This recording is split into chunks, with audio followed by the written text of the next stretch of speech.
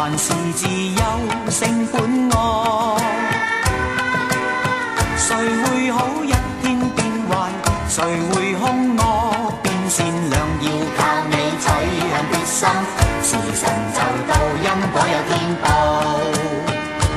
無欲會感自由，無求便沒有了爭鬥。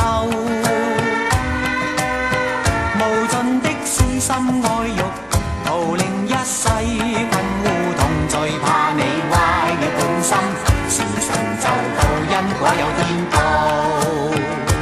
如遊戲勝出，請你付出，有結果因你付出，守規則講道理。如若你要勝出，不去付出，要結果不理後果，懲罰你。